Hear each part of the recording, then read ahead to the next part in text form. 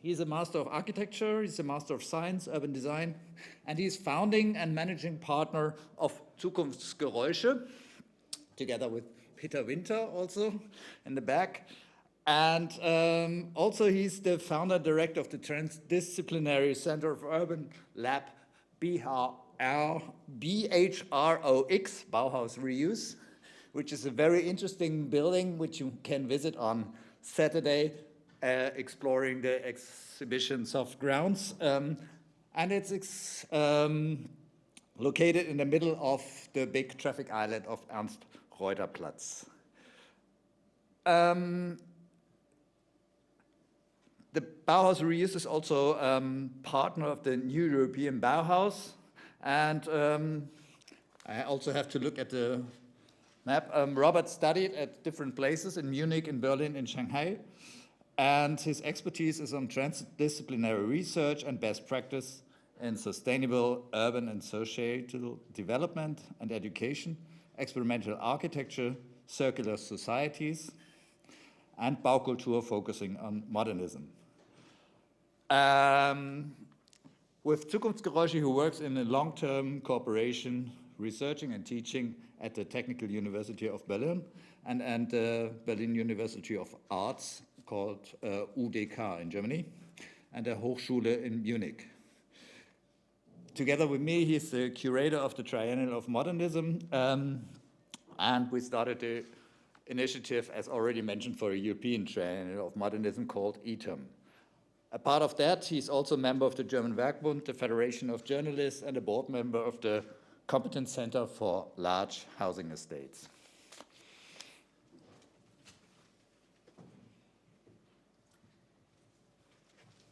Yeah, thank you, Ben. And so you finally know who's the guy who was talking in the beginning.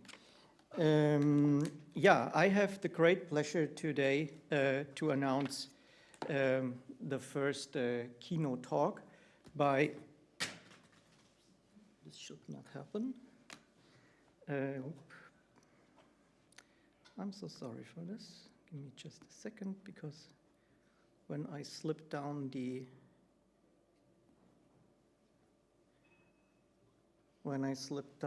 remote, I shut down my phone. So again, I'm very honored, and it's a big pleasure for me to introduce Ákos Moravánszky for you today, this evening, for our first keynote lecture. Ákos Moravánszky is Professor Emeritus of Syrian Architecture at the ETH Zürich Institute, ETA, which is History and Theory of Architecture, where he has taught since 1996. He's born 1950 in Hungary. He has graduated of the Budapest Technical University, and after practicing as an architect, he received his doctorate at the Vienna Technical University and was appointed also editor-in-chief of the leading architectural journal of Hungary. And may you excuse my pronunciation, I just read it Magia Epitomyveset. I hope this is more or less understandable. He was guest researcher at the Zentralinstitut für Kunstgeschichte in Munich from 1986 till 1988, and here I leave the script because in that year, 1988, he published 2 books, or at least the books say they are published in 1 year, which is amazing. Die Architektur der Donaumonarchie, 1867 to 1918, so this is really the earliest modern period.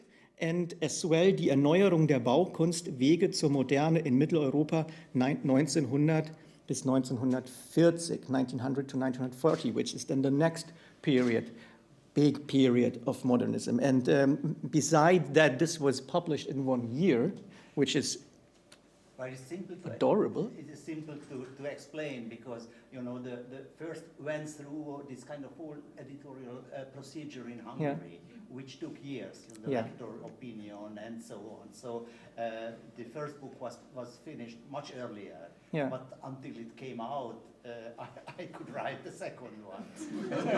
So for all people in the audience who still await their book being finally published, you see what you can do with the time in between. Just write a second one.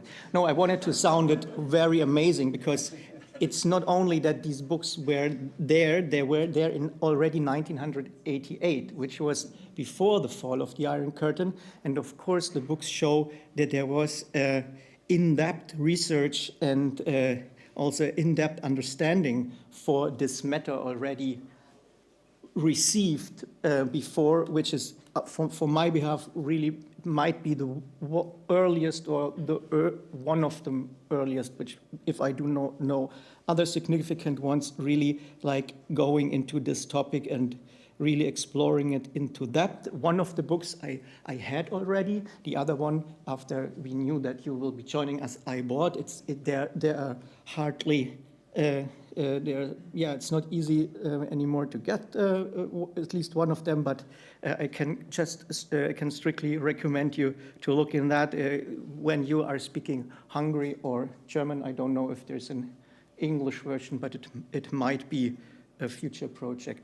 To continue, and that he was a research associate of the Getty Center in Santa Monica, California from 1989 to 1991, and visiting professor at the MIT from following to 1996. He is visiting professor at the University of Navarra in Pamplona and has a honorary doctorate from the Budapest Technical University.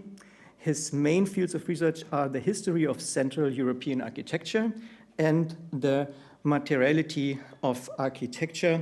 And I want to mention another 3-volume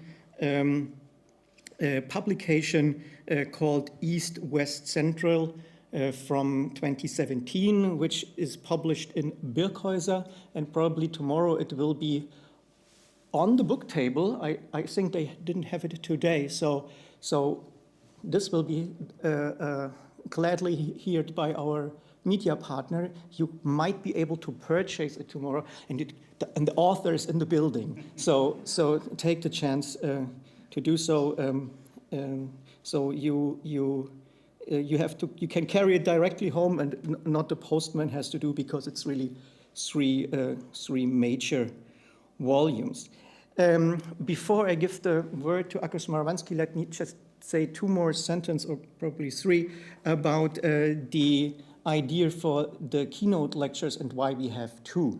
The idea is that these 2 keynote lectures should be kind of corresponding, kind of a dialogue.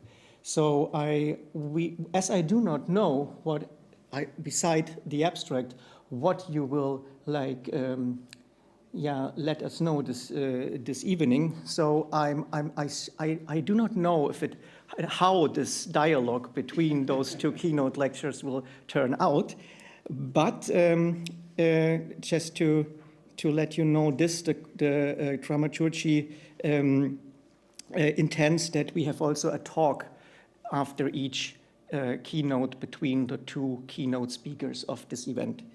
So I'm also looking, and you hopefully too, very much forward to this. So this for the introduction, and Ákos, I'm very happy that we can have you this time, as we tried already last year, and so the stage is yours. Thank you, Robert, for this very kind introduction. And thank you to the Institute, to the Pilecki-Institut, and for Zukunftsgeräusche for inviting me this evening. So, as you already mentioned, my kind of prehistory, I have to apologize, because I also have to mention some of these stations in my personal research and life. But now we are all getting part of this history, since I am going to make my kind of meandering way across the different attempts to kind of remap European architectural history. And then I think this is a further station of this, I'm sure, never-ending process. So I even started on a personal note. One of the first books on architecture that I came across as a teenager was Nikolaus Pevsner, An Outline of European Architecture, which was first published in 1942, and then saw many, many later editions and translations. Pevsner, who had become acquainted with leading figures of the modern movement in Germany in the mid-20s, had studied under Wilhelm Pinder, who was himself a former student of August Schmarzow, a very important figure of architectural theory, conceptualizing architectural space for the first time. And then Pevsner had emigrated to Great Britain in 1933. With his successful books, and I also mention here pioneers of the modern movement from William Morris to Walter Gropius, that came out in 1936, Pevsner wanted to show that the roots of modernism can be found in England, more specifically in the arts and crafts movement, rather than in Germany, as it was suggested by mainly German authors who wrote about the genesis of modernism, such as Bruno Taut. Taut pointed to Karl Friedrich Schinkel in the chapter about the Vorgeschichte, the prehistory of the new architecture. More recently, also Joseph Rickwert, in his book, The First Moderns, The Architects of the 18th Century, that was published in 1980, like Taut much earlier, he was also tracing back modern architecture to the time of the Enlightenment. Pevsner's remapping was a surprising act indeed, since the kind of ornamental design that the arts and crafts movement represented was strongly condemned by most protagonists of the modern architecture, such as Le Corbusier or Adolphe Loos. Pevsner's shift in the historiography of the modern movement had political reasons. He wanted to gain acceptance in his new home country as the historian of an Englishness in English art and architecture. Nonetheless, he was interned in 1940 as an enemy alien. But for his thesis of the supposed conjunction between modernism and the picturesque arts and crafts movement, he also received criticism. Pevsner himself hardly spoke about his German theoretical foundations, a fact that shows how the personal biography of the historian and his or her interpretation of the history are intertwined. Pevsner has recounted in an interview that at the time when he was working on the outline of European architecture, he used to go up to the roof of the Birkbeck College to observe the damage done in London by the German bombardment. So isn't it surprising that a German historian was working on a European architecture history while Europe was suffering years of terrible bloodshed and devastation? Even after 1945, years had to pass until an idea of Europe has slowly taken shape.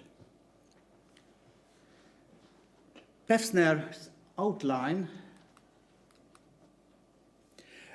opens up a complex and never fully taken up reflection on the relationship between form and norm, an early discussion of the microphysics of power, as later Michel Foucault would call it. This microphysics is morphological.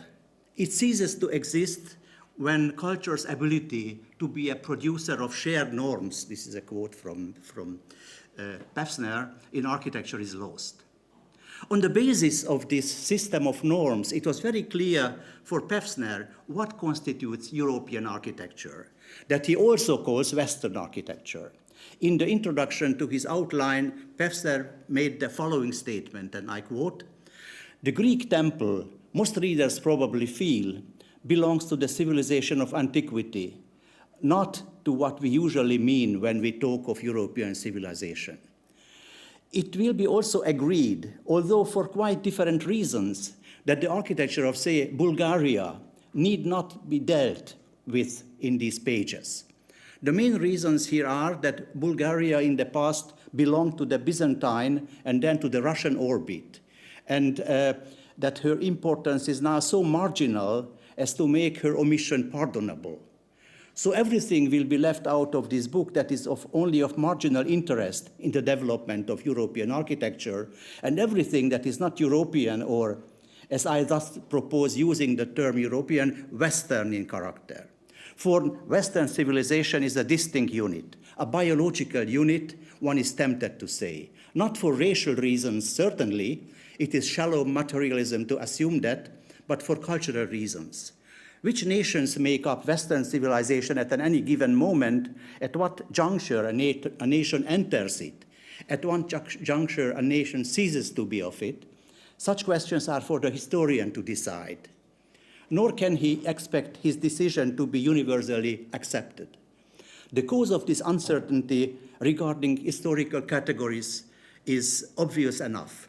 Though a civilization may already entirely clear in its essential characteristics when we think of its highest achievements, it seems blurred and hazy when we try to focus on its exact outlines in time and space.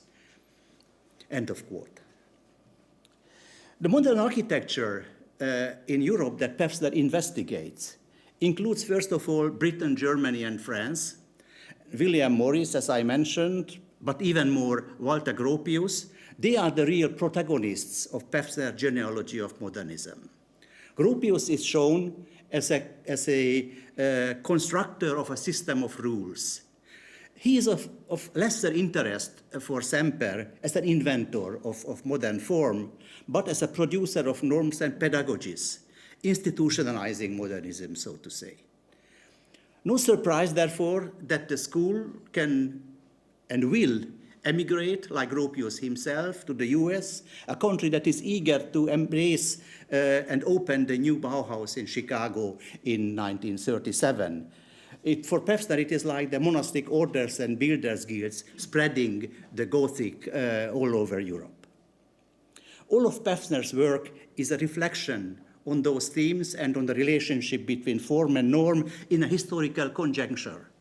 He is contemplating about this in a time of war, to tell it again, of crisis, where the mere possibility of discussing Europe appeared almost a provocation, if not a dream. But this approach is perhaps even more a provocation today for those who have abandoned even the reflection on one could be the constitution of a European norm, what are its boundaries and limits. So writing history for Semper was a project, kind of envisioning a future not only for architecture, but for Europe. So it had this kind of energy and projectivity in a very meaning of project, like throwing something forward. Later, other historians were contemplating about Pevsner's historical project. The Italian architect, theorist, and critic Vittorio Gregotti published in 1999 his book Identità e crisi dell'architettura europea, a European identity in architecture and its crisis. Gregotti reflects on the question whether European architecture is recognizable and identifiable as such within the heterogeneous international panorama. In other words, he's asking if there are some stable characteristics which describe European architecture on different levels. And then Italian philosopher, the former mayor of Venice, Massimo Cacciari, has responded to this call, to this question. He wrote that it is the figure of the archipelago in its nature as an agglomeration of islands that is the appropriate metaphor for Europe. Finding in this heterogeneity, conflict, competition, dialogue, and cooperation the figure that expresses best Europe's identity. If we accept this, we should ask ourselves, is then a synthesis possible in terms of a kind of a new outline of European architecture? Or should we aim at a synthesis at all and wish for a kind of a new history of European modernism, sponsored maybe by an EU grant? But the problems are not unlike the ones with a global architectural history, constructing a kind of a plot with the outstanding heroes, the criminals, the renegades, and the chorus, of course, that kind of summarizes it all. Architectural histories like the one written by Pevsner or Bruno Zevi, for that matter, are now a thing of the past. The authors writing a new European architectural history would be accused of writing architectural history from a Western Eurocentric perspective. On the other hand, global histories of architecture, like the one by Francis Ching, Mark Jarchonbeck, and Vikramaditya Prakash, must fail, I feel, since the vast material can hardly be treated adequately in a single book.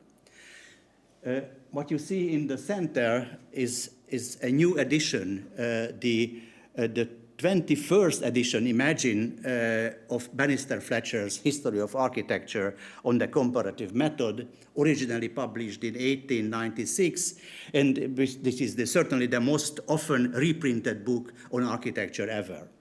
And it was just recently reviewed in the Journal of the Society of Architectural Historians, and the critics, there are even several critical reviews, and they are all highlighting the pitfalls of such global architectural historiography. When replacing the old, as these were, colonial narratives, new entanglements and problems surface. Modern boundaries cutting through shared communities, treating the nation states as the natural form of social organization. Claims are voiced about underrepresentation, masking national sentiments explicit.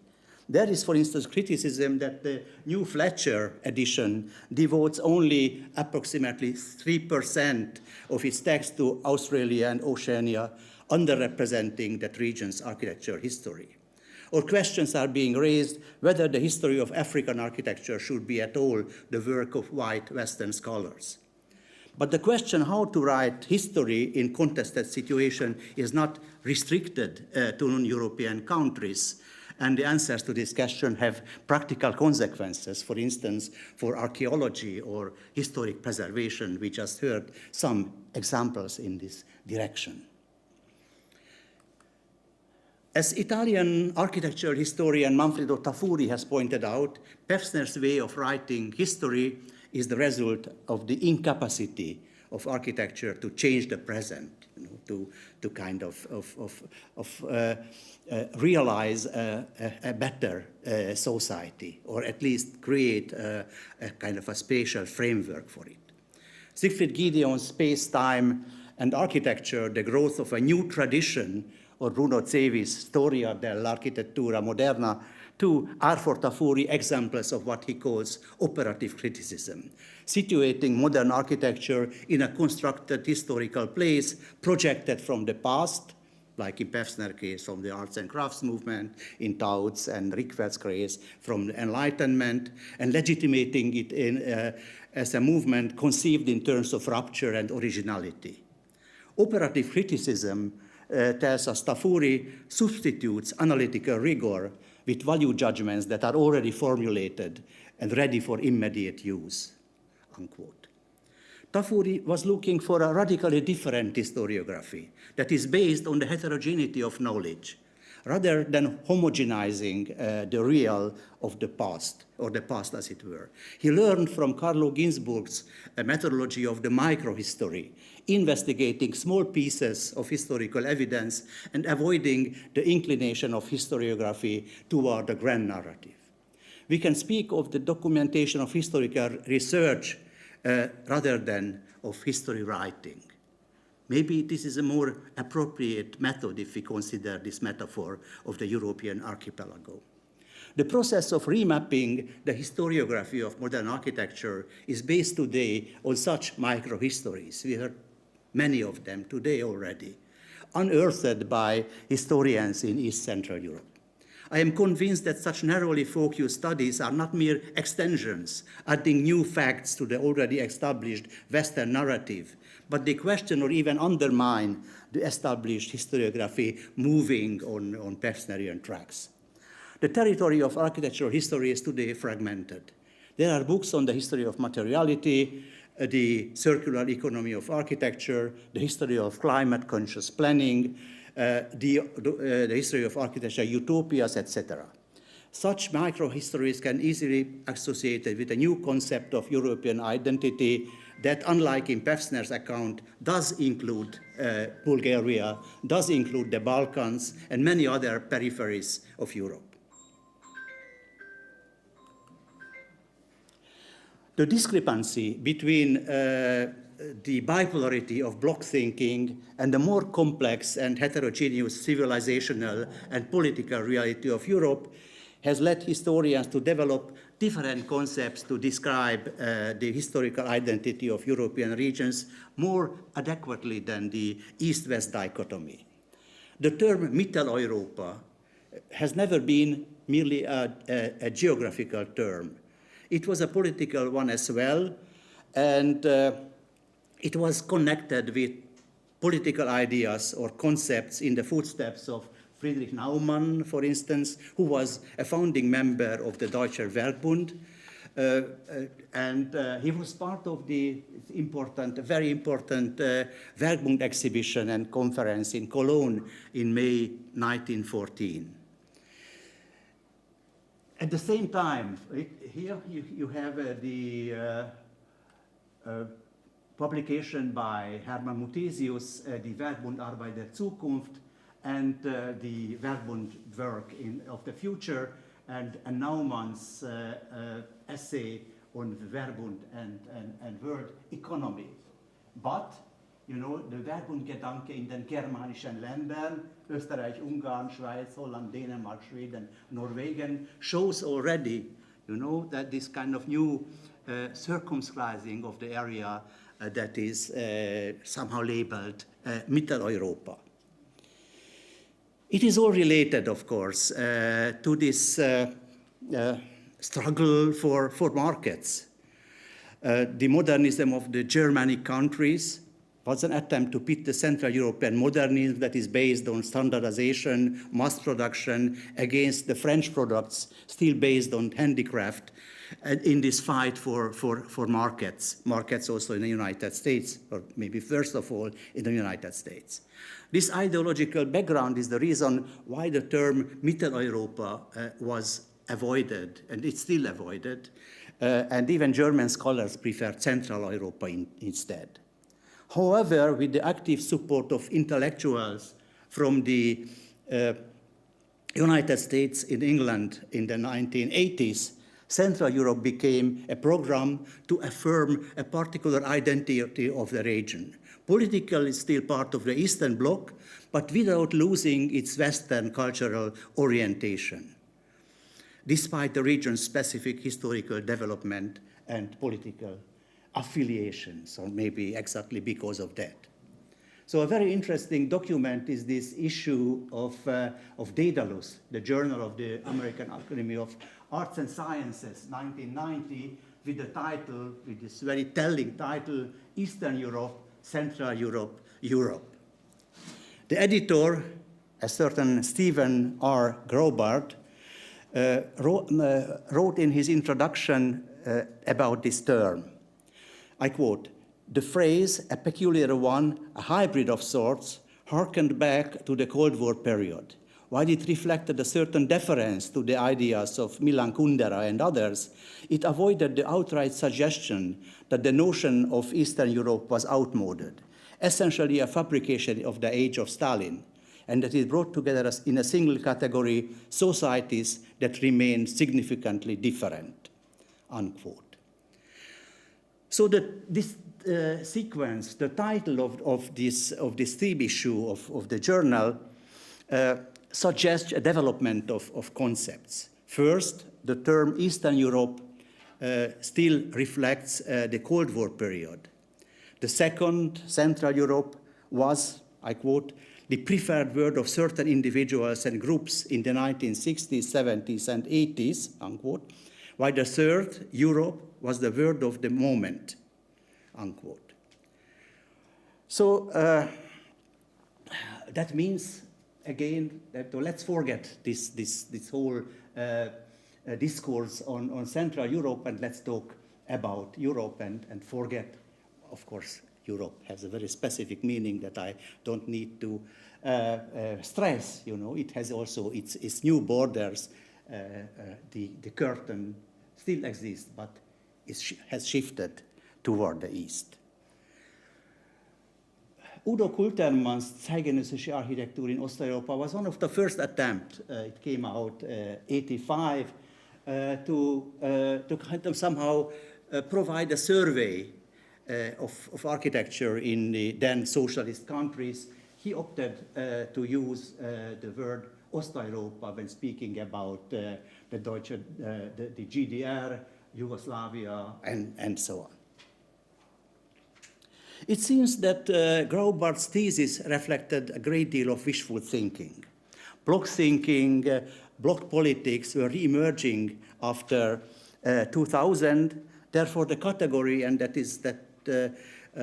was my opinion, the category of the central still has some potential. It's still a useful tool for investigating European architecture between the two moments of rebuilding.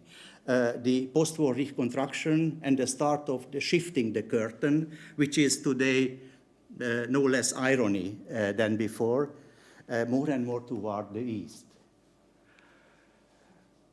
This is the reason why we decided to use the term Central Europe in our conferences in Zurich at the ETH. It was not only a buzzword during the decades, but the thirding that is implicit in the term opposes a bipolar narrative that regards modernization and globalization as westernization and regards Eastern European development as secondary or non-authentic, never questioning the constructs that legitimate these interpretations. Starting in the 1970s, now I make a step back, historians of culture, literature, philosophy, and art started the research that what could call revisionist. They questioned the canons of universalist, monolithic historiography on the basis of an alternative mapping.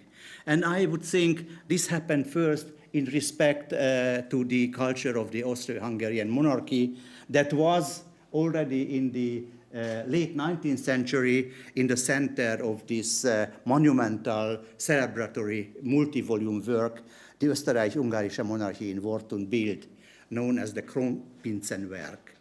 It was a historical entity, a large area, multi-ethnic empire that made it into a program, to present the process of modernization, first of all, the new infrastructures, the railways, and so on, but also the vernacular cultures as one entity, kind of a kaleidoscope-like image that was written partly by really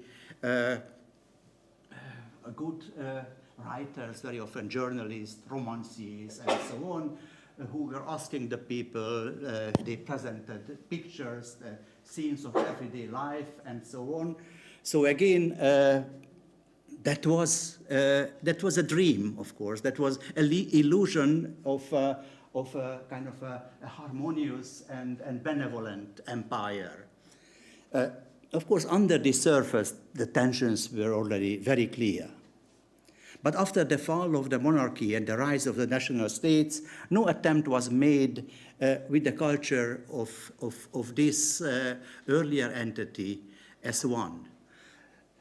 All rather introverted history writers in this kind of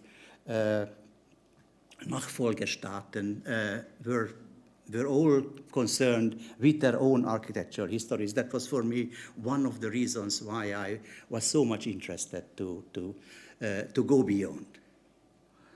But researchers from the US, from Italy, also they were very important, started to find themes that were not restricted to a new nation states, but wanted to see the larger picture, so to see. And according to the American historian William Johnston, the author of the hugely successful book, The Austrian Mind, architecture historians were really pioneers in kind of remapping the history of European modernism in general, or at least gave a kind of a spark that was then followed also on other areas. So indeed, at the beginning, you had this kind of work, das größere Österreich, you know, the intellectual efforts and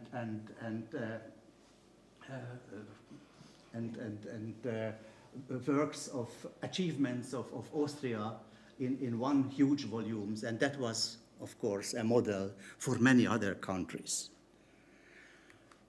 So when I started writing these comparative visions, somehow without at that time the European archipelago idea didn't exist yet, but I wanted to show this kind of fragmented realities where different concepts are emerging, and these concepts are not just, you know, formal inventions, aesthetic inventions, as it stands in the title, but they are all connected to different social concepts.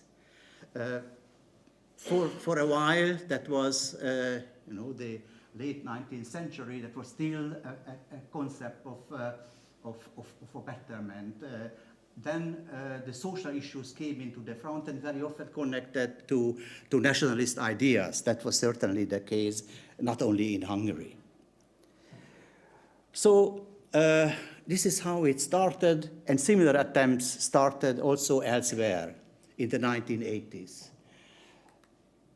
I mentioned here, and that is also around that time, exactly in Bulgaria, that Pevsner wanted to exclude, you know, that started to organize something that could embrace architecture from different countries.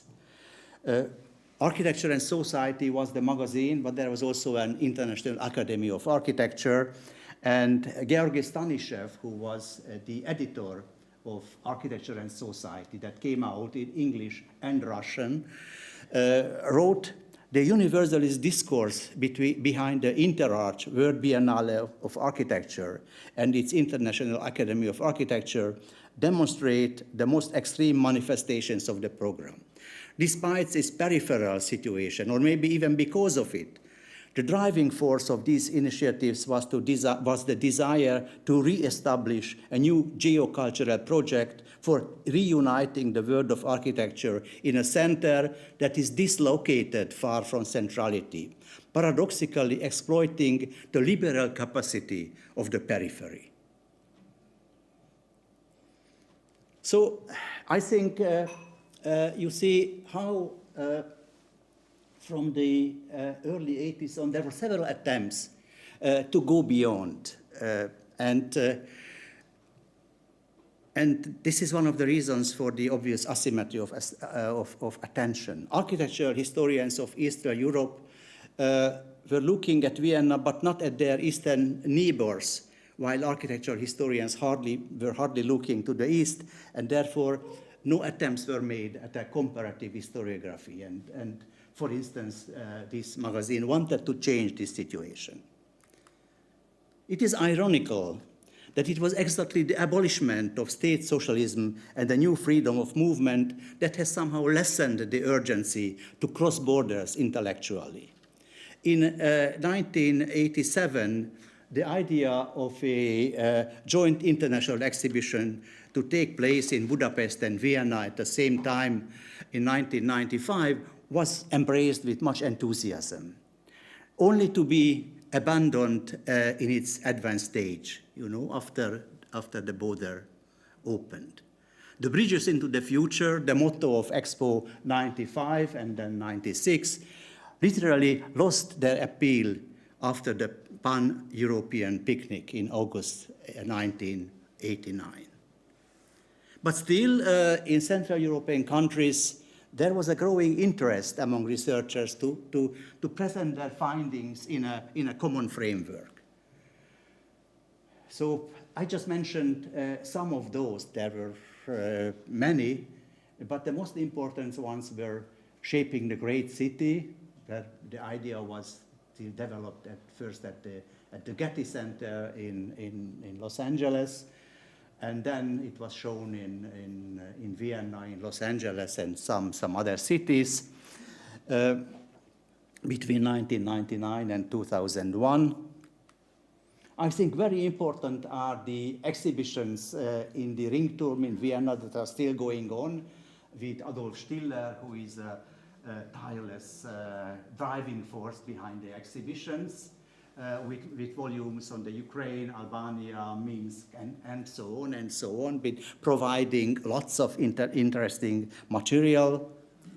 And also in Vienna, something was moving, so we made this exhibition in the MAK, in the Museum of Applied Art in Vienna, post-Otto Wagner, that it was not a monographic exhibition on the great architect of early modernism, but has shown how, first of all, his students from different parts of, not only of Central Europe, but even from South America and so on, spread this kind of modern architecture. And how then later generations were taking up some of these ideas regarding the great city, the materiality of modern architecture, and so on. It is also true that for the well-established journals of architectural history and theory, printed and electronic, such as the Journal of the Society of Architectural Historians, the European Architectural History Network, but also the printed ones, Prostor in Zagreb, Architectura in Urbanismus in Bratislava. Henrietta is sitting here, who is the chair of the editorial board, the Serbian Architectural Journal in Belgrade. They are all publishing essays on the architecture, not only of their own countries, but very much focusing on this kind of cultural entity that I am speaking about. While the history of pre-World War modernism, described as proto-modern architecture, the role of protagonists like Otto Wagner, Loos, Behrens, Muthesius, the Perret brothers in Paris, had been the object of extensive studies, there are new epicenters of the evolving modern movement: Prague, Bratislava, Zagreb, Belgrade, and so on, that are now investigated. I quite recently find a very interesting attempt by Karel Tajge, the captain of the Czech avant-garde, as he is called sometime, in a monograph on the work of Jaromír Krajcar, a Czech modernist architect. He wanted to kind of situate Krajcar's and the Czech architecture in general, between the East and the West. The West is, of course, Le Corbusier, Duisburg, Hannes Meyer, then the next column is Tatlin, Vesnin, Sverdlovsk, and so on. And then, even in Czech architecture, he distinguishes between different kind of chains of development. One was labeled Czech official modernism, represented by Janák and Gočár, and the second by the area he called beyond development, which encompassed architecture untouched by the Western modernism and inspired mainly by classicism. There was a similar situation in the other new states of Central Europe. In each of them, two modernisms existed side by side, one whose representatives were still linked with the state of art before 1914, and the other identified with artists born around 1900. In Czechoslovakia, The first modernism took a meandering path from rondo cubism through neoclassicist modernism to functionalism, while the second took the direct road from purism through constructivism and functionalism, according to Teige. The complexity of the situation, the way how a Western lineage of modernism is intertwined with another thread, is well reflected in the history of the Siam movement. In the 1930s, important Siam members like Farkas Molnár from Hungary, František Kalivoda from Czechoslovakia, Shimon and Helena Circus from Poland, and they were all well connected. And this another thread can be traced back very often to those ethnographical expeditions of Central European architects in the first decade of the 20th century. Many of them former students of Otto Wagner, who went into the villages of Transylvania, Bosnia, the small towns of the Mediterranean coast. And at that time, their intention was to use the lessons of the village in building the great cities in Central Europe, using the motifs of the folklore, the typical roof forms, etc. But this trend underwent a great transformation in the 1930s, as Central European architects realized that the village won't disappear under the pressure of modernization, and they have a responsibility toward those rural areas, villages and small towns. This was one important reason to create Siam Ost, that had meetings in Budapest, Brno, and Zlín in 1937, and Mykonos on the Cyclades in 1938, attended by architects from Czechoslovakia, Austria, Hungary, Poland, and Yugoslavia. So, for instance, these are some pages from the Hungarian avant-garde magazine of architecture, Tér és Forma, Space and Form, 1937, even with an article by Raoul Hausmann, the surrealist artist, who was at that time living on the island of Ibiza and wrote a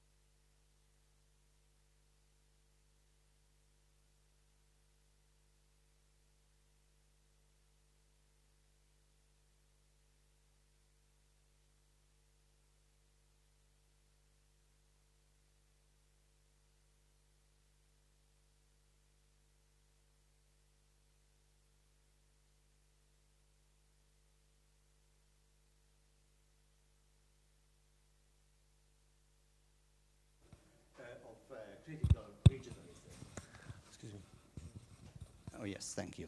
By the way, this manifesto was read with quite a lot of interest in Central Europe, and somehow many young architectural design firms identified themselves with this program of critical regionalism. Of course, at that time, it also resonated with this political concept that was very much around Europe of the regions. You know, that was explained with much detail, you know, the different tastes and smells and colors of the region. And Frampton's later book that came out not so long ago, a kind of based on his lectures in Mendrisio in Switzerland, Altro Movimento Moderno, the other modern movement in the meantime is also out in English, was an attempt to revise the established narrative of the modern movement by including architects such as the already mentioned Jaromír Krajcar. Still, many tropes of the Cold War ideology continue to be influential in much of the architectural historiography today.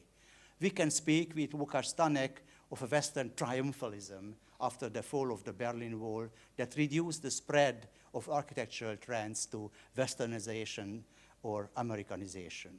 This triumphalist narrative was then often extended to a kind of a teleological path of the development of modern architecture after World War II, while in the West, after the rupture caused by the regressive regimes in the 1930s, modern architecture has spread on a global scale. In the East, it was interrupted by Stalin's cultural dictate, the so-called socialist realism, turned after Stalin's death into its opposite, a bleak productivism, the fulfillment of production quotas, and so on. And this narrative certainly devaluates the state socialist architecture. Seen as produced by unfree collective labor, this architecture was regarded as incompatible with the kind of individual creativity and authorship that is still prevalent in architectural historiography, this whole culture of the architectural monograph and so on, that is still the most sought after sort in bookstores. In reality, the tenets of modern architecture were criticized in the West at the same time when socialist realism was introduced in the East. Some interesting, asides to it. On one hand, the kind of architecture that French and Swiss architects designed already André Lursa in 1935 for Moscow, who was, beside Le Corbusier, the other important modernist architects for a while, and then he turned into this direction, or Hans Schmidt with a project for a high-rise building in Basel, in Switzerland.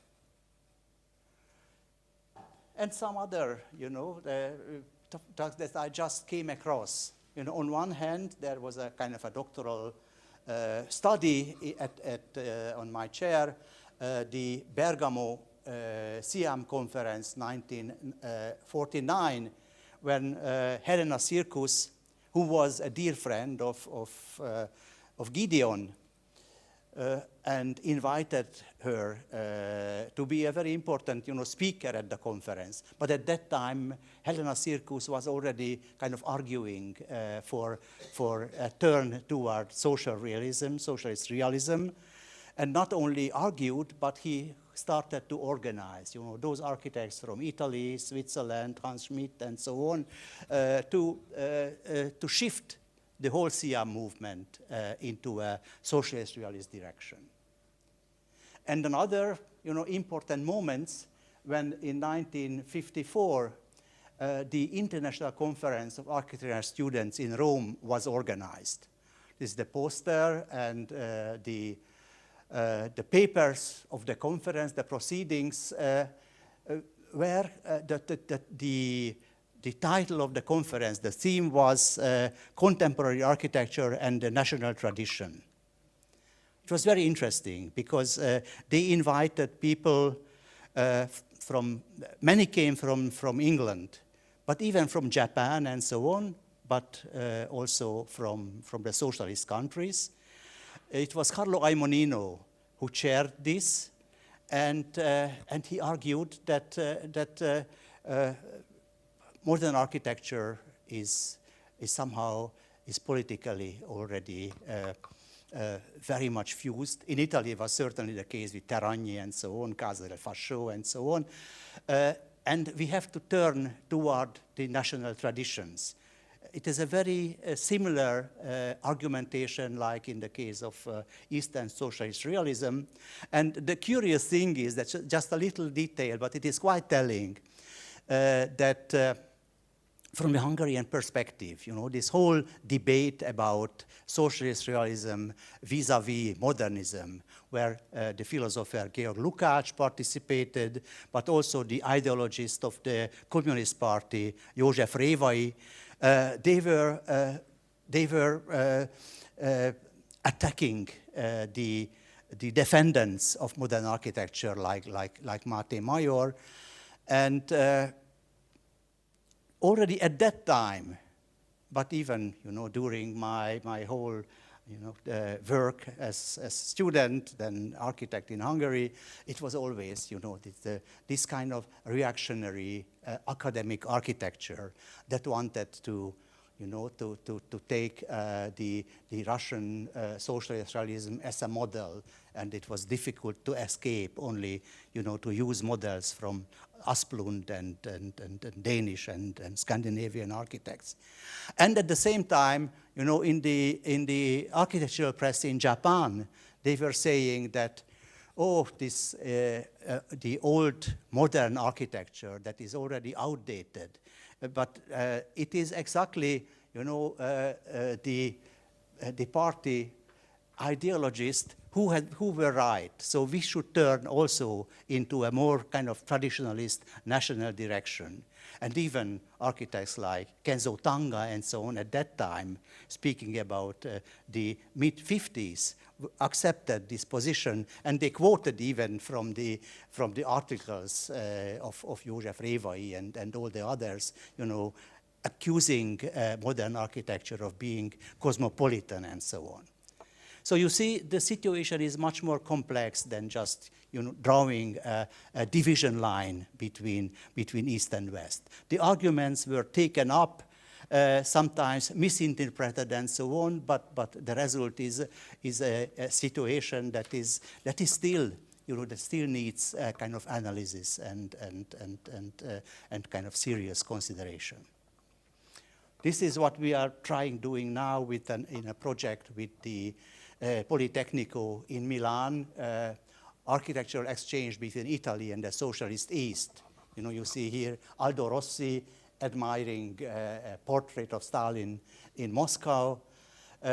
So there was indeed, a great deal of interest. Of course, first of all, in the Italian left, but not only. The whole triennale immediately after the war, with participation of Bottoni and so on, were based on providing accommodation for the poor, prefabrication, mass production systems in architecture and so on, a very similar situation than in the East. So the history of architectural interactions across what is known as Iron Curtain is in full swing today. Although we cannot draw a map of those interactions without some white spots, researchers like you are already finding so many trajectories, so many exchanges, mutual inspirations, that we can question whether that curtain was really an irony one, or it was exactly its seeming impermeability that, like in Rem Koolhaas's Exodus fiction about the Berlin Wall, created the desire to imagine and sometimes even to idealize the other side. The desire to peek across the curtain, to pierce it, and finally to overcome it. Today, facing the recent crisis, the huge metamorphosis of our world, this will to understand the position of the other could serve with important lessons. To go beyond the remapping of European historiography of the post-war decades is an urgent task in face of the paradoxical perpetuation of the Cold War discourse. At this point, well, let me just look at the clock. I would like to look back to a sequence of projects that I think were important in preparing this, that I'm speaking about. Well, it is just an image that still are related to what I said about the shifting Iron Curtain. It is a project by two Swiss guys, a photographer and a geographer, who were, it was still 2010, were traveling around the new external borders of the EU and documenting, you know, all these different kind of structures that they found. Well, now back to the prehistory, so to say. One of the most important comparative exhibitions was two German architectures, 1949-89, organized by the Institut für Auslandsbeziehungen. First shown in Hamburg in 2004, I guess it is still a touring exhibition. So we have followed on cooperating with our colleagues who organized two German architectures with Ulrich Schwarz, Hartmut Frank, and Konstantin Kleffel, originally with the intention to extend the topic and to organize a large exhibition to European architectures. Then, as a kind of a preparation with my team at the ETH Zürich, we started a series of conferences in 2007 with the title Freizeit, Freiheit, Free Time, Freedom, about leisure. Our hypothesis was that considering the spaces of production, the spatial consequences of the two political systems of production, the market-driven capitalist economy versus state-planned socialist economy, they were obvious. But how did they affect the spaces of free time, which we generally imagine as zones of escape from alienation, from oppression, or simply from grayness and uniformity of workday existence, regardless of the given political system? Was the space of leisure, therefore, constructed similarly in East and West, emphasizing the right of the masses to the poor pleasures of water, sun, and mountain? Or did the dream of escape result in attempts to realize heterotopias inspired by dreams of embracing the ideals of those living on the other side of the Great Divide? Do the spaces for leisure demonstrate the unity of interest behind different political orientations, or show once again that the fine capillaries of power control all spaces of society, including those of free time? Unfortunately, the big exhibition that we wanted to realize didn't materialize. Only a tiny fragment to demonstrate how to make the point that we wanted making. It was called Confrontables. At the ETH in 2015, we exhibited the drafting tables of two architects who were also active in the Global South. The already mentioned Charles Polonyi from Hungary, member of the Team 10, who was working in Africa and organized summer camps, as you know, and Justus Dahinden in Zurich, who was also moving on similar tracks. This was a little cell with the two drafting tables and surrounded with documents, and this cell was embedded in a large exhibition place showing architects' libraries. Confrontables took place during the third of our three-part international conferences titled East-West Central, and the intention was to question the geopolitical conceptualizations of Europe divided by the curtain. We decided to focus on the area of the division line between the East and West and escape a simplistic East-West discourse in favor of a more complex approach that takes cross-border, local, and regional developments, influences, and interactions on macro and micro scales into account. The topic of the first conference was rehumanizing architecture, new forms of community. And the intention was to show how this rhetoric of humanism provided an ideal common ground for liberal and socialist positions in the post-war years. No matter if serving Stalinist, communitarian, corporate capitalist, or even Catholic agendas, their respective protagonists believed that in the name of humanism, they could engage their counterparts as potential allies.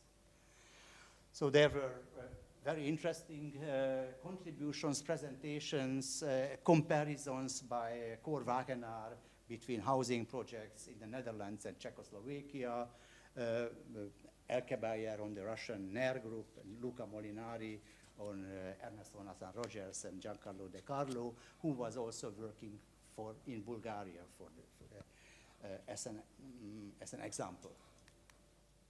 The second one, and as you see, there is always an intersection between the time frames by 1 decade, because I wanted to avoid the impression that in 2 decades there is one theme and then there is a break and the second one comes. No, humanism was still around also later. They intersect, but then the emphasis was always another theme. So rescaling the environment was the second one, where we abandoned the metaphor of the human scale as a kind of a natural way of viewing the world, and abandoned it for a more large, superhuman, if you want, geographic or territorial scale. So David Crowley wrote on electronic environments, Hashim Sarkis on Le Corbusier's geoarchitecture, Andres Kurg on reimagining the mass housing areas by Estonian architects. And finally, the third conference theme was reframing identities, architecture's turn to history, meaning, of course, the postmodernism first of all. And postmodernism was regarded by the participants, also at least some of them, as a project of rehumanization. So John Ockman wrote on the Venice School, Europe, America, Russia, Lukács Stanek on techno-export from socialist Poland, Max Hirsch on postmodern exchanges, and so on. So these conferences have shown that the concepts of late socialism and late capitalism must be re-examined.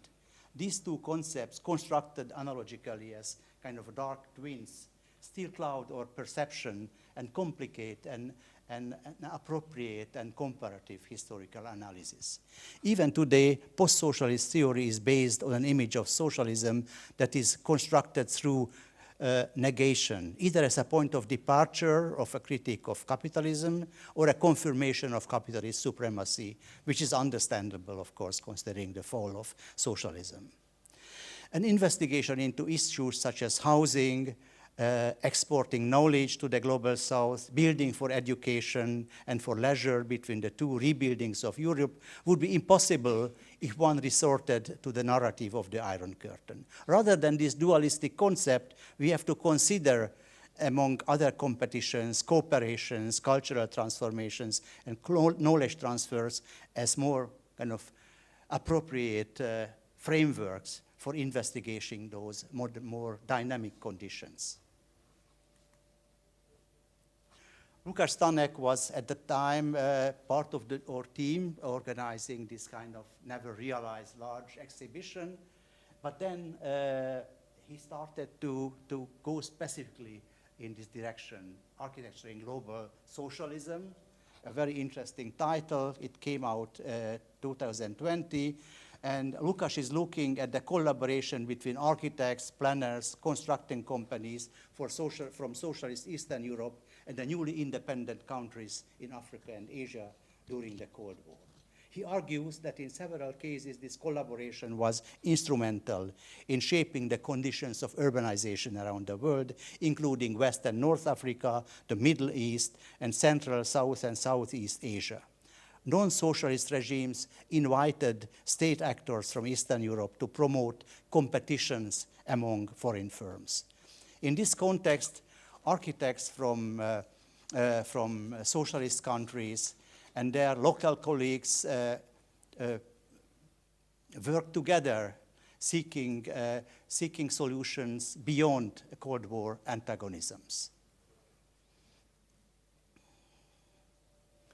When it is about cooperations and a very new exhibition that took place in this year shows that there is also not only cooperations in concrete cases, but there is also a kind of what I would call a conjunction of dreams. The different visionary projects that were developed in Central Europe from the 1960s to the 80s.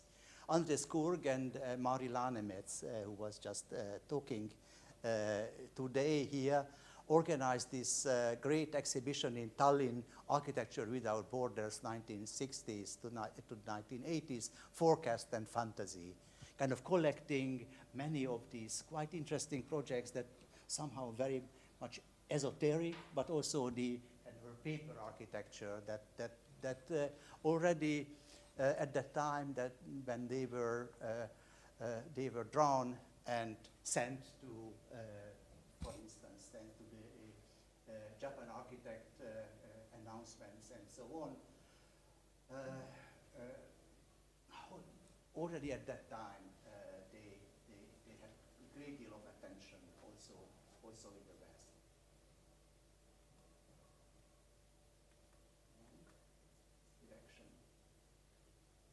See here some works by Josef Jankovic here from Slovakia or David Vávra. Many projects sometimes going into the art direction, sometimes have to do with design, but this is the first attempt to have a kind of an overview of these attempts. The role of the small architecture magazines is also something to look at when for instance, in Budapest, the dormitory of architecture students was, of course, a center of new ideas, not only regarding architecture, but also, the organizing jazz concerts, exhibitions that were too sensitive to show in the big downtown galleries, and that is something worth to be published in a collection like Beatrice Kolivina's Clip, Stand, Fold, the radical architecture of the little magazines. I was also kind of staying at that dormitory for a couple of years, and the Atelier Cial from Liberec that was also mentioned today was the theme of one of these kind of very much Samizdat-like series of publication. And regarding visionary projects, I think it is also another kind of... it's also a kind of an anecdotic detail. In Budapest, the Ribbon House project for 20,000 apartments in a large ribbon of apartment, kind of hanging structure, was in the center of attention. So again, this is, I think, something quite typical. Something like that has been realized in Rome, the Corviale housing, which is in a bad shape now, and they are discussing whether to tear it down or turn it into a green mile, kind of covering the facade with green. In Hungary, it was not realized, of course, that the technological conditions were just not given for this kind of very courageous construction, let's put it that way. and finally the architect gave up the fight and left to Switzerland, where he built practically nothing. And, but the project itself was so much in the center of the society's attention. It was discussed in every kind of cultural magazines, pro and contra. It became a kind of a projection screen for the population who, of course, was lacking good apartments and imagined that something like this could solve this rather depressing situation. So on one hand, you see here an architectural vision, a dream that was discussed for years, 59 to 66, and with all the details and writers, architectural historians, engineers, and so on, were all writing about this. And on the other hand, you can build something like that, but then it is a failure. Finally, a few words about, still, it's just an aside to this issue of remapping, which is an infinite project, and it extends certainly beyond the lifespan of an author. But the microhistories, the documents that he or she presents, allow the author to reassure the community that the project is developing, providing somehow a fuller interpretation of the past. And by fuller, I also mean a multi-perspectivic, that takes account the different voices, the oral history, again, an issue already. The task of the historian, as I see it, is to navigate between the skill of writing a monolithic history that smooths over the differences and tries to establish, again, a kind of a European identity, and the charybdis of presenting disconnected little pieces that are important and interesting, but don't add up to a larger picture. So I finish this with a few words about the role of architectural theory, because, as you know, toward the end of the last century, the grand narratives, including the kind of architectural history that I mentioned, that it was seen with much criticism. Architectural theory now became a course of preference in the architectural school. The text anthology was the genre of choice, containing chronologically organized text, used as textbooks or at universities. They brought to the fore issues of urgent contemporary concern, including architecture's interaction with media, the restructuring of professional practice, but also psychoanalysis, corporate culture, globalization, technologized visuality. And the research that resulted in these anthologies had then again led to a rewriting of the history of architecture. Recent developments show that the period of theorization of architecture that was concerned above all with problems of meaning, signification, semiotics, criticality, it has come to a close. But the turn again contributed to a shift in history writing, introducing new themes and questioning the very basis of architectural history writing. So the earlier histories, the ones that I started with, are displaced today by the analysis of historians, informed not only by a theoretical rigor, but also by the research contributions of Central European architectural historians. And this opens up the space of an emergent architectural history, and whether this might or might not result in a single outline, new outline of European architecture, that I cannot tell. Thank you so much.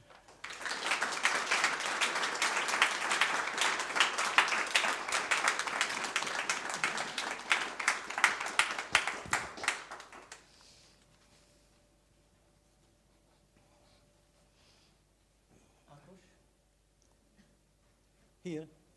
Yeah, I just tell him to get the mic. Okay. It's muted.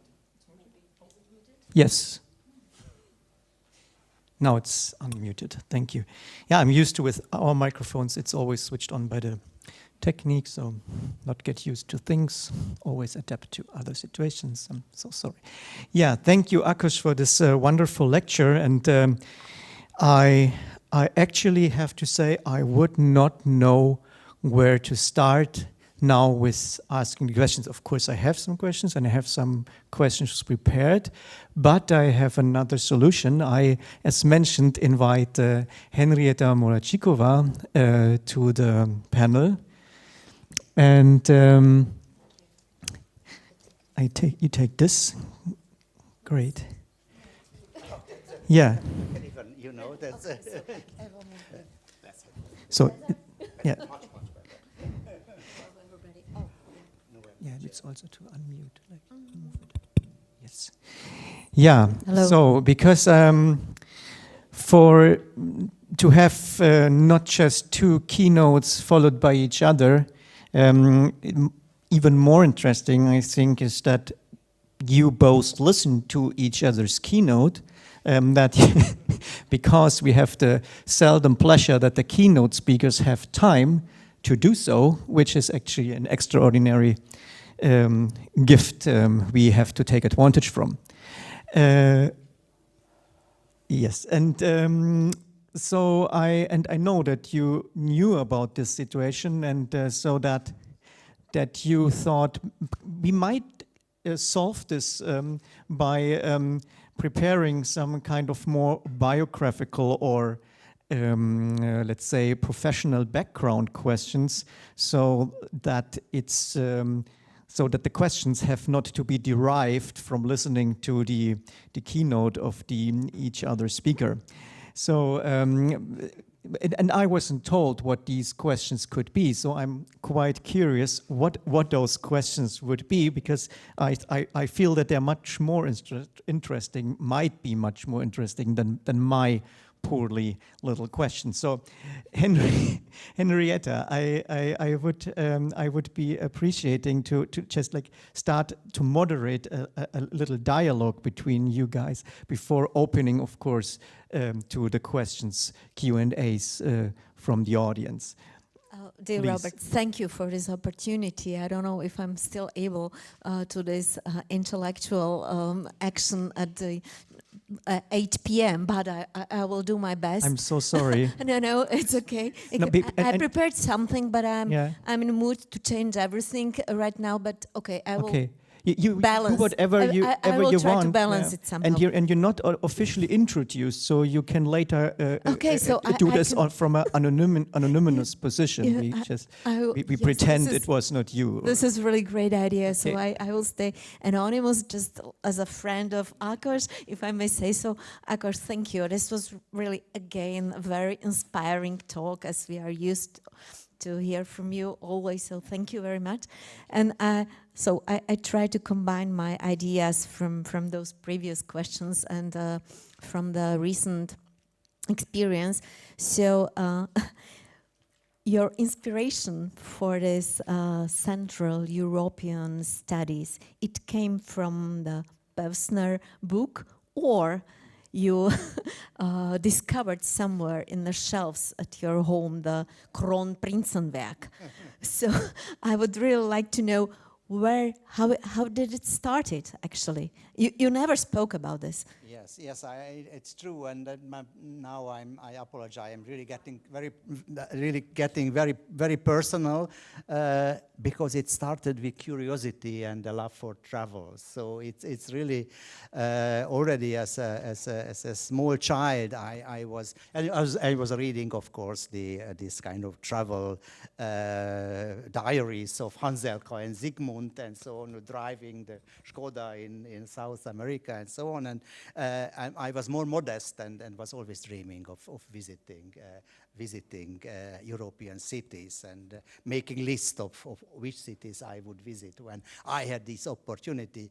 And then, as it happens, I won a kind of a radio quiz and with a kind of a travel check. And so it happened. So I was still a high school student, so everybody was kind of a little bit wondering that a little guy all alone. But you know, I went to Prague and Dresden and so on. And with this little money, you could really, at that time, speaking about 1967, you could travel quite long distances in the East, and the people were always always very kind of amazing, kind of offering possibilities for accommodation or whatever. So to cut a long story short, I think the general lesson is that you need this kind of interest, like interest for your neighbors, getting in touch with them, learning the languages, of course, because part of this issue was to know to communicate. So then, when later also Yugoslavia has been opened for Eastern Europeans, then I was traveling. That was when also Bulgaria, Yugoslavia came into play. So those countries that Pevsner didn't want to deal with. But for me, it was something that was exciting to see how different those, for instance, Serbian monasteries are under these changing influences of the West or the East, Byzantium or the West. But traveling by hitchhiking in Yugoslavia, you had to learn a little bit of languages. So with a kind of minimal Russian and then learning a kind of a basic language, I could, manage my way throughout this country. So this is another part of it. Because I guess somebody wrote that Switzerland, the Alps plays this kind of role of division. I think for Hungary, the language plays a very similar role that makes the culture, history, and so on very hardly accessible. So.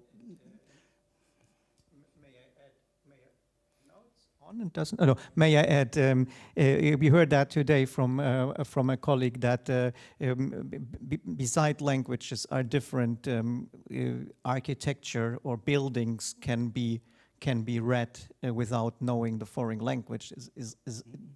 Did you share this experience as a basic?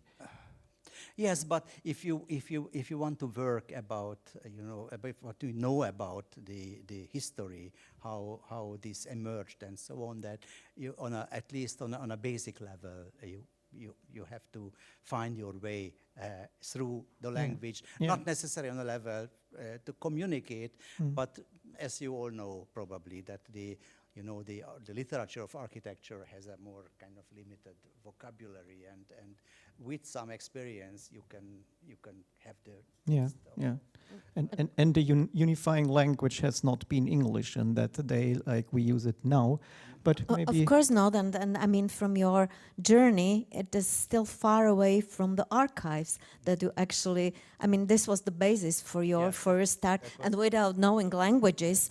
As we all know, who work on Central European topics, without Hungarian, German, and particularly then some Slavic languages, you cannot go far. So, how was this step into the archives? The step into the archives was came certainly later. But it was necessary. So it was a scholarship in Vienna. For 2 years. That was quite exceptional at that time, but it was, so to say, a kind of an acknowledgement of my work on this field. And then it was it was not kind of determined what the outcome supposed to be. I was quite free to decide, but for me, based already on this kind of experiences, the cities, the basic kind of the easiness of orienting yourself in an environment, whether it is in Slovakia and so on, because of the basic familiarity of the let's call it typology, but this kind of cultural entity of the East Central European city. So it was an easy decision to start to work on my doctoral thesis, which is the architecture of first only Prague, Budapest, and Vienna, and then extending it continuously. I will now go away from this biographical, if you don't mind. You have one more question. Because you touched two notions or two phenomena that are actually common for our event here, and for your work is crucial, like Central Europe and regionalism, two notions that, I don't know, aren't they somehow connected with particular time periods when we feel kind of crisis coming, or because if I remember this beginning of the 90s, regionalism, Central Europe, it was in the center of discussion, perhaps to redefine these new parts of Europe that became actually part of the, Yes, and I will just comment with a very small notion, because I need, the person should be mentioned here, our dear friend Friedrich Achleitner, who is not with us anymore. And this was his very nice talk about regionalism, Region ein Konstrukt, Regionalismus eine Pleite. And he was always like defending this very skeptical position against this phenomenon. So what do you think about it? Yes, you know, it's all the question of definition. You know, how you define region, regionalismus, and so on, and they are all products of a crisis situation. You are very correct in that, and I already made the hint into that direction when telling that for me. This whole interest in the central that was supported by intellectuals also like Susan Sontag and so on, and had a political foundation, you know, to divide, to take a part of this, you know, this Eastern Bloc and kind of call it something different, Central European in that case. And while many saw this term kind of antiquated or not anymore kind of instrumental, but I thought that exactly in that situation, when the borders were shifting, when the situation is becoming again very tense and the bloc thinking is taking over again, then the term of the central has a new kind of power of resisting this. So in my understanding, to call it the conferences, for instance, East-West Central, I insisted on that, despite of questions, criticism, and so on, because I thought it has a message. Let's say it has a value in our recent situation too. I was sometimes thinking if it is not a kind of opposing of this, let's call it colonial discussion about Europe from the American side, like from the because we speaking had about in the previous, like in the preparation talk. Because speaking about Frampton and all these guys analyzing European situation, and then we invent a kind of opposing phenomenon that we are this is what we are talking about.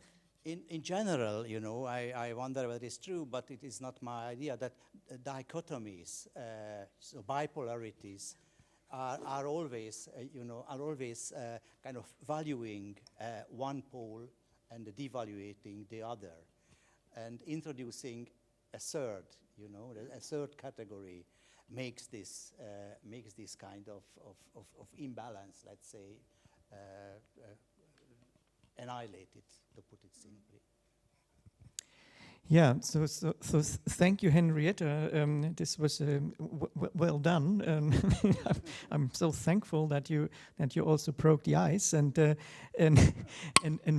may I also add some question, and I also of course encourage the audience beside the late hour to think about what you could probably ask. I wanted to ask before, like going again to those cross-border or regionality, or whether it's a matter of scaling or probably. I was just having one question: Why 1867? Probably someone else asked her himself. Why starting in 2 books? You're starting exactly 1867. Well, it's quite easy because it's when the Austro-Hungarian monarchy has been established. So when the dual monarchy, because it was one empire with the center in Vienna, and Hungary was, kind of incorporated in this entity. And with the dual monarchy of 1867. Hungary gained a position that was more, there were certain issues like foreign policy, money and so on, finances, I mean, that were still kind of centralized, but otherwise it was a situation that became a model for many. So no wonder that Kissinger was, for instance, wrote his doctoral thesis on this kind of particular construct of the dual monarchy.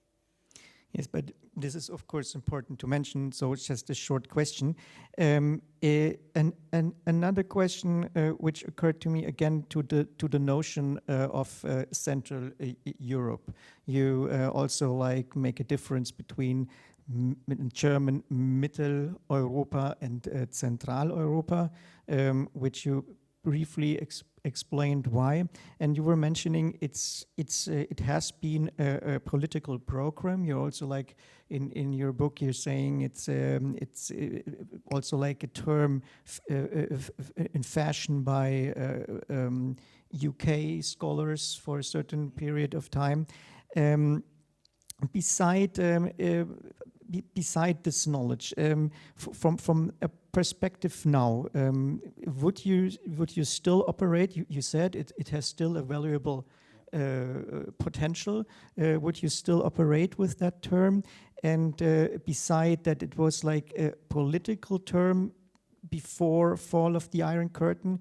Would you say, or a political program? Would you say it could become like a productive societal topic or program for our current discussion, or like for a future discussion? I'm convinced that it could be. Of course, it would face big opposition, but I think that's the particular potential.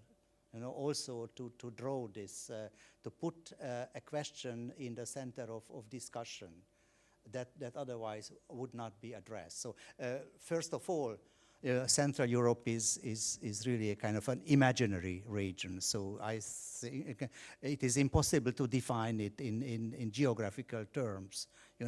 Where to draw the border between what is Mitteleuropa and what is not. So it is always redefined and so on, but it has a certain performativity, let's put it that way. One could show something with this term that otherwise would be very difficult to observe. And I think we are in this situation today, again, exactly because of this, of our crisis today. Yeah, but of course the term is being argued if it's being useful. We had that during the last years on several occasions. For example, some colleagues here in Berlin continuously using the term of Eastern Europe because they say, okay, it's important to really to provocate, to make the people aware. You mentioned Lukas Stanek when we talked to him last year, and we asked him, and he was also using the term of Eastern Europe continuously. And I asked him, why are you doing this? And he said, yeah, we normally am speaking in front of an audience from an African country, and if I say Central Europe, they think I speak about Switzerland. Yep. Yes, that's true. Also, you know, I'm now living since more than 20 years in Switzerland, and they also ask me why, if I'm writing a book about Central Europe, why does Switzerland not play any significant role in it? So, but you know, I don't want to repeat what I already said. For me, that's quite clear why not. Like, so you would say that then when we keep going with this term, so I have always the feeling, or you're mentioning the potentials. So what kind of potentials do you still see in using the term? Probably also for joint trans-European, Central European, not only research, but probably also activism. By activism, you mean? In terms of heritage protection, in terms of also like taking agency for unexplored or undermined backgrounds. I think that it is clearly, it belongs to this, you know, this issue of competing visions in Central Europe, that it has effects on the monument protection and so on, because it is all, you know, a constant, kind of a contested area. You know, whether a certain monument should be protected or not is very often kind of decided on the basis of actual ideologies, you know, the national ideologies, for instance. You know, all this, I think we heard this presentation on Skopje. Of course, how you see the significance, whether the metabolist Skopje is something that you would be proud of, or whether it is something that you better screen off. That's a question that is also decided on the basis of this kind of particular perspective. Yeah, so probably at this point we ask also if there's questions in the audience yet. Yeah, we have two questions. Helena first, and then the gentleman. I have like this one, like methodological question, like if you were to, because you mentioned different approaches in these different books. So if you were to write a history of Europe, what would be the approach you would choose? Like, I mean, like social development or regionalism, or, you know? Yeah.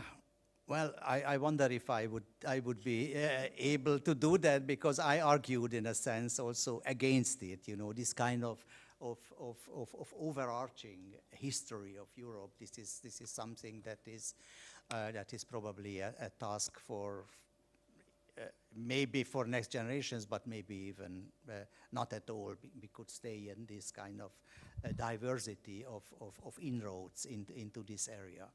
One thing is absolutely clear, and I have also kind of demonstrated it in my previous books, that a country by country account of history is, for me at least, is of no interest at all. You know, much more if one really could, you know, kind of determine some kind of central issues that were all around in all these countries, and how they try to find a response to those questions that emerged in this different kind of national context. That, I think, would be something to go for. Yeah, then we might pass the microphone over to the Thank you. gentleman. Thanks very much for your presentation. I'm always curious by the desire for certainly in architecture anyway, of trying to achieve some form of European identity. And and I entirely agree with you about the futility of trying to achieve independent national identity through architecture. But one area that does seem to potentially be almost universal in the European experience and identity is the desire to exploit and subjugate other nations, particularly through coloniality and imperialism. Do you think it's possible to write a history of Europe or regions of Europe without talking about their colonial encounters? Probably not, and it was quite interesting for me. I knew this architect, Polonyi, who worked in Hungary and also in the global south, and for me, it was very telling that he is recounting the story that in Ghana, I think, he was asked that you want to teach or youngsters architecture, but you don't have any colonial experience. So how could you do that? And then his response was that, indeed, you know, there was an Austrian colonization, that there was a Soviet colonization. So even a country could have a colonial experience, and even, you know, I wonder whether the term colonization fits in that sense, but somehow around 1900, the relation of a center like Budapest to the peasants living at that time in Transylvania and so on was very much, you know, the attitude of the colonizer. So the peasants were, on one hand, admired as the bearers of a national identity, but on the other hand, also kind of orientalized, if you want. You know, their strange habits recounted, photographed, and so on, exhibited in ethnographic exhibitions. So Edward Said's Orientalist discourse applies very much, you know, even in the context of one single nation state. Yeah, the lady in the back. Thank you for your lecture. It was very interesting. And I have a question. Where is your east border of Europe? Where I see that it's only between former USSR and Eastern Bloc. And where is the place of Ukraine, Belarus, Lithuania, Estonia, which were former USSR republic? And if you include them, where is the, how you see the Russia territories, European part and Asian part, how you divide this? Well, it's really an important but very difficult question, and there was an historian in Hungary who gave a very interesting answer. He was you know, analyzing social and economic development in different regions of Europe, and he was also speaking of three, you know, the West, the Middle, and the East, on the basis of production, you know, the feudalism, you know, the role of the economy, the speeds of modernization, first of all. That he saw there are these three different speeds, and you could make differences on this basis. Of course, that's the past. So in the meantime, the situation is changing. So again, I would say also in this case, the starting point is probably this look at the history, the different dynamics of the development of these three regions. I ask myself, you can even find more kind of shades and facets of this development. Portugal is probably very much different from that of France and so on. But on the hand, there's all, you know, all these kind of tracing borders are all kind of constructs. And if you want to ask the question, what is today, where is the border today, then it is really your kind of definition of what Eastern Europe consists of, what are its particular characteristics, and then you come up with with a definition. Maybe if I may add, like I have the feeling that this term of Central Europe, or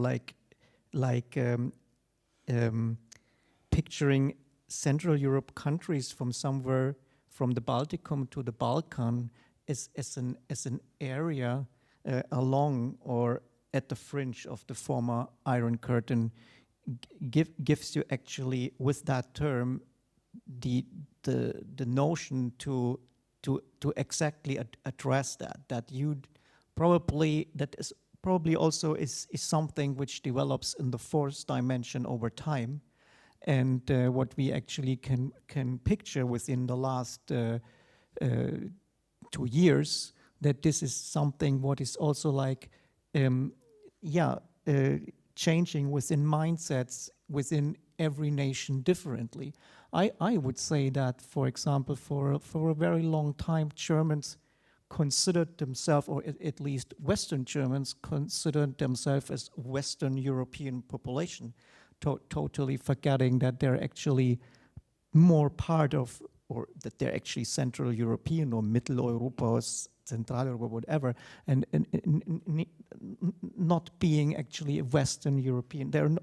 Germany is not at the Atlantic Ocean, but I think that's this terminology of Central Europe actually helps to put the finger actually on that topic. What is Eastern, and probably it can make productive for the discourse, which is not ending, and for especially for German, from my perspective, is a very, very necessary discourse, because we still have this horrible, here in a broad part of the population, still this horrible neglect to the East, what especially came to sight, for example, in the 2019 anniversary of Bauhaus year. This was for us a really shocking moment beside all celebrations. And so that's why we are using, for example, this term. That's why I was so curious when I read again and again how you use it. At the beginning, it was a very pragmatic decision, exactly because of this very clearly outlined entity of the former Habsburg monarchy, that was in sense of education, infrastructures, network, railway, and so on. It was one area, and then the successor states, at least for a while, inherited this. So it was a rather kind of easy and pragmatic decision, without considering at that time, whether the validity of this concept today, for instance. Mm-hmm. Please. I'm sorry to interrupt it, but perhaps we should ask the question from the opposite side. What are the edges of the continent, and how they related themselves to the notion of Europe, or of Central Europe, or whatever? Don't ask the question from the center, let's say. Let's give the voice to the peripheries or to the borders to speak how they feel, how we feel, if we feel part of the Central Europe, of Eastern Europe, whatever, because this is really a shifting imagination, actually. So let's work on this imagination, and let's ask, how do all the people feel? Are you part of the Europe? Or how they felt? Because I just read a wonderful interview with a Russian author living in Switzerland. I forgot the name of him, and this was exactly his answer. There are people in Russia feeling like they are part of the Europe. Because of their, I don't know what, history and intellectual, because you touch it as well, how we can run away from our common, let's say, Soviet avant-garde, because then we lose the position. So, I mean, we should ask differently. Yeah. It's of course a matter who asks. I think it's also same with the decolonization term. It's also the regionalization term. It's always a matter of perspective, who asks, and also a matter of scaling, who is decolonizing from whom, and you know, it will be always like in the one and the other direction, like scalable, as I would probably name it. Is there any other question we have to consider? They're very far in the back. I was told, you know, that it shows the time. I Yeah, just it shows 0, 0, 0. Thank you for the discussion about East, West, and Central, and thank you for asking the question about what's the difference between Mitteleuropa and Centraleuropa. I'm part of the exercising modernity scholarship and of the last year, and we were talking about Eastern modernism, or modernity, and it's a difficult question, and I would like to refer to the discussion and to you, that it's not, and also to the who asks and who answers.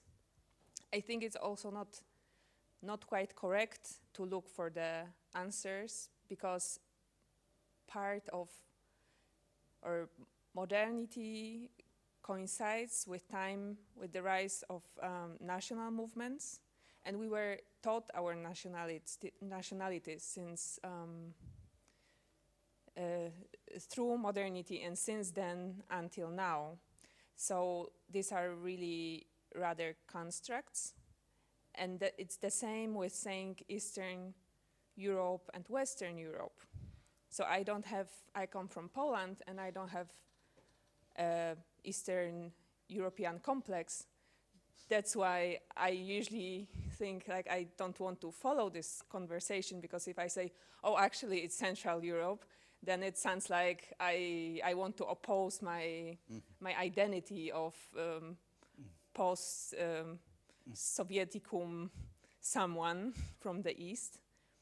But it's rather finding all other borders, not only the Iron Curtain as the only border that divides history of Europe since it exists. Yeah, that's I just want to.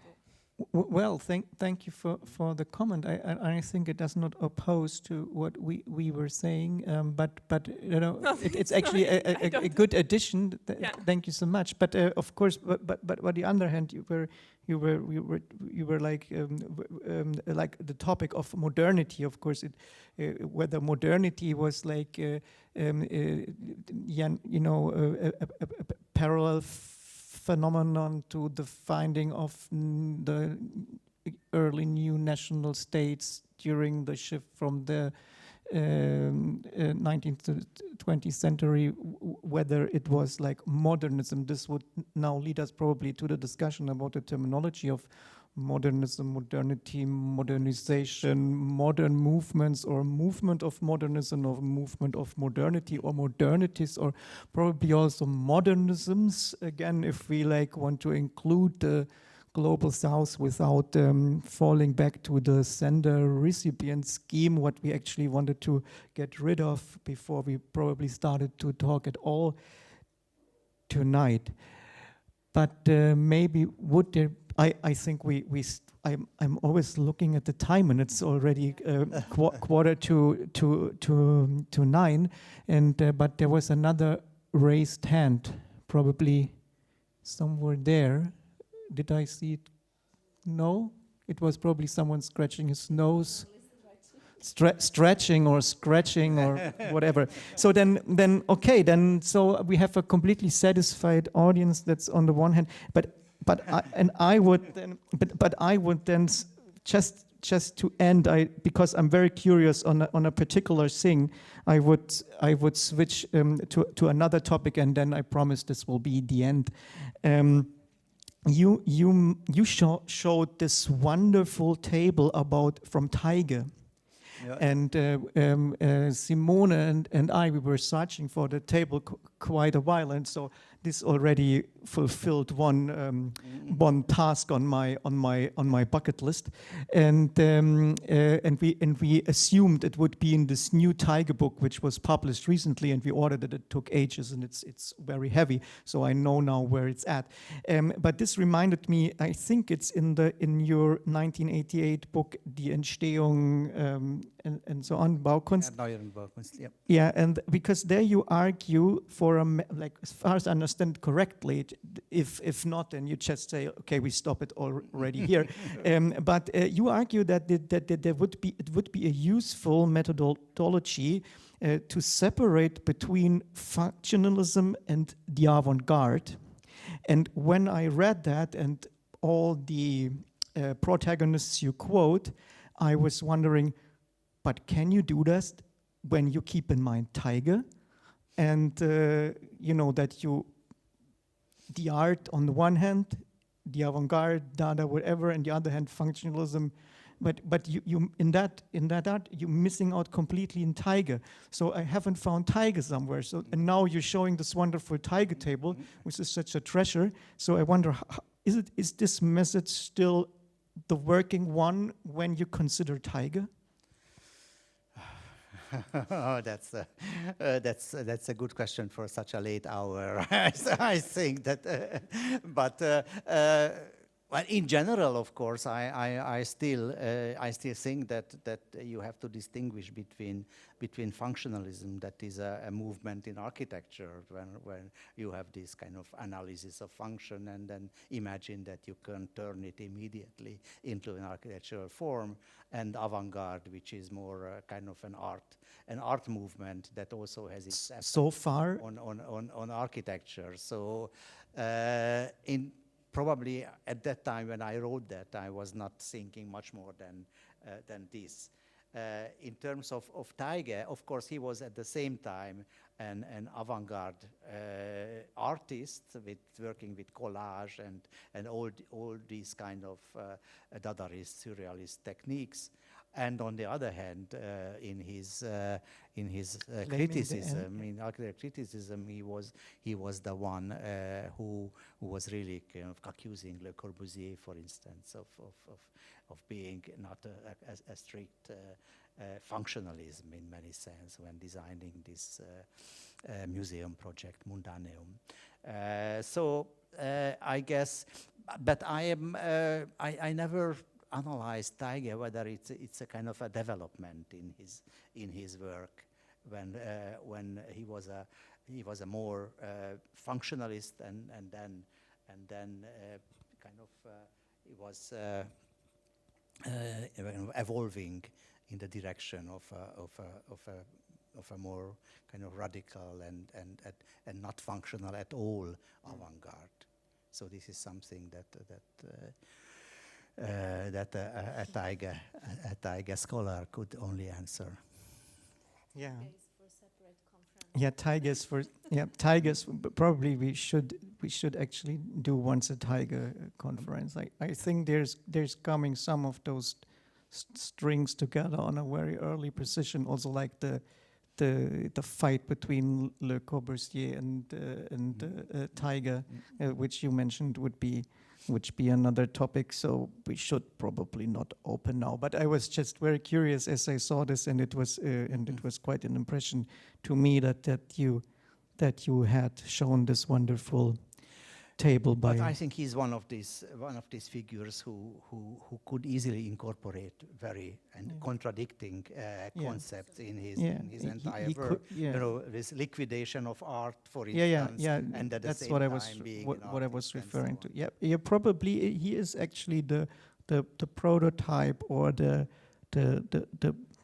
proto, type for kind of this Central European figure who is like maybe he's a personalized missing link also between what we're sometimes logging on within this discussion. But you're right, this could be a different topic. Please excuse that I was could not resist to ask that question. So this would be then the final end of the first day of our wonderful Convergences and Divergences conference. Actually, I wanted to ask you like your 3 most favorite convergences and divergences, but I'm just kidding. We can do this in the end of the second day. So thank you so much for your attention. Thank you so much for joining. Probably it's now my honor to say the last words for today, or Witold. There's of course some organizational notes as well. So for my behalf, thank you so much, Ákos, for this wonderful lecture. Thank you so much, Henrietta, that you have been available for this one-to-one talk before your actual presentation tomorrow. And yeah, again, thank you from my side. And thank you for bearing with me. And so it was a long talk, but there was a clock.